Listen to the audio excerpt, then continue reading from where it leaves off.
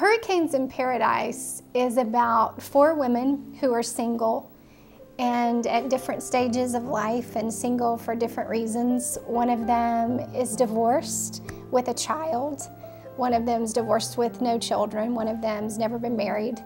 And one of them's a widow. And they're all going through personal hurricanes, and there's a real one on the way. So it's the story of friendship and loss and healing and finding a little bit of paradise in the middle of all of the hurricanes of life. Hurricanes in Paradise came as kind of a surprise to me. I had walked through a divorce myself after 13 years of marriage and really didn't know if I'd ever have a story again to tell.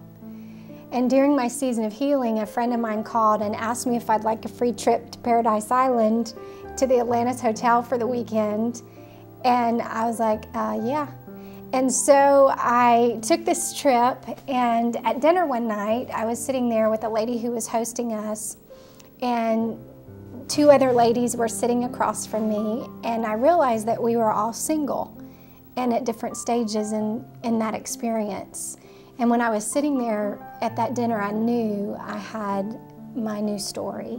My hope is that when people read the story, that they'll leave knowing that God really is in the middle of even our deepest places of pain, and that you really can experience incredibly beautiful moments with Him, even in your most difficult storms. I'm actually working on a new book now. I haven't quite decided what the title is going to be, but it's actually set in Tennessee, which is where I've lived now for almost 19 years.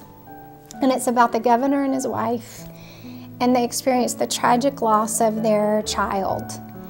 And they have a gardener at the mansion who's been the gardener for the governor for the last 40 years. So he's seen all kinds of life come in and out of there.